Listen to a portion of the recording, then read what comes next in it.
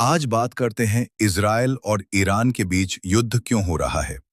क्या इजराइल अपने अस्तित्व को बचाने के लिए ये सब कर रहा है या कुछ और है? आइए जानते हैं। सबसे पहले बात 1980 के दशक से करते हैं, जहां ईरान और इजराइल के बीच संघर्ष चल रहा है। 1979 तक शाही ईरान और इजराइल के बीच घनिष्ठ संबंध थे, जो परिधीय सिद्धांत से प्रेरित थे और अरब शक्तियों को दोनों देशों के लिए खतरे के रूप में देखते थे। ईरान इराक युद्ध के समय कुछ गुप्त संबंध जारी रहे, लेकिन 1979 की इस्लामी क्रांति के बाद दोनों देशों के बीच औपचारिक संबंध समाप्त हो गए। 1982 में लेबनान पर इजरायल के आक्रमण के समय ईरान ने हिजबुल्लाह को शस्त्र दिए एवं उन्हें प्रशिक्षित किया। इसके बाद दक्षिणी लेबनान पर इजरायल के कब्जे की अवधि में ईरान ने वहां के शिया मिलिशिया का समर्थन करना जारी रखा। 1979 से पहले भी ईरानी इस्लामवादियों ने सामग्री देकर फिलिस्तीनियों का समर्थन किया था। 1979 के बाद ईरान ने फिलिस्तीन मुक्ति संगठन के साथ और बाद में फिलिस्तीनी इस्लामी जिहाद और हमास के साथ संबंध बनाने का प्रयास किया। याद रखें कि इजरायल ने 2006 में हिजबुल्लाह के साथ युद्ध लड़ा था।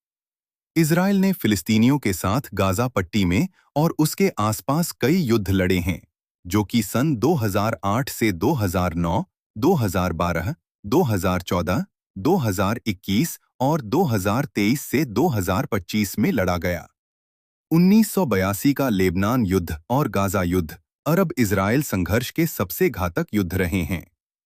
इजरायल लेबनान संघर्ष में ईरान ने लेबनान के शिया मिलिशिया, विशेषतः हिजबुल्लाह, का समर्थन किया।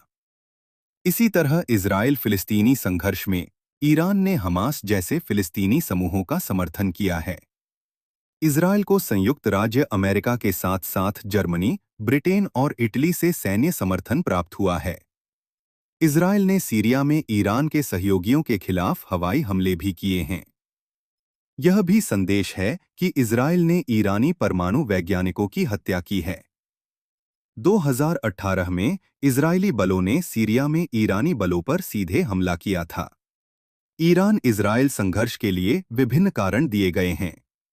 दोनों देशों ने पहले तो उभयनिष्ठ खतरों को ध्यान में रखकर गर्मजोशी से संबंध बनाए थे, लेकिन 1990 के दशक तक सोवियत संघ भंग हो गया था और इराक कमजोर हो गया था, जिससे ईरान इजरायल संबंधों पर भी असर हुआ। ईरानी इस्लामवादियों ने लंबे समय से फिलिस्तीनी लोगों का समर्थन किया है और वे यह मानते हैं कि इजरायल ने फिलिस्तीनियों को उत्पीड़ित किया है।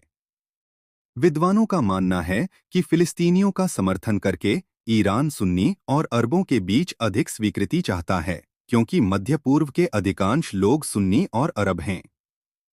कई बार ईरान ने फिलिस्तीनियों की दुर्दशा के जवाब में एक राज्य और दो राज्य जी के समाधान का समर्थन किया है तथा भड़काऊ भाषा का प्रयोग करते हुए इजरायल के विनाश की भविष्यवाणी की है। इजरायल ईरान को अपने अस्तित्व पर एक संकट के रूप में देखता है।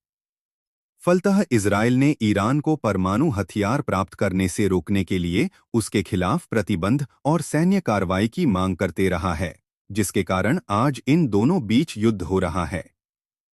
अगर वीडियो अच्छा लगा तो लाइक और सब्सक्राइब कर दें।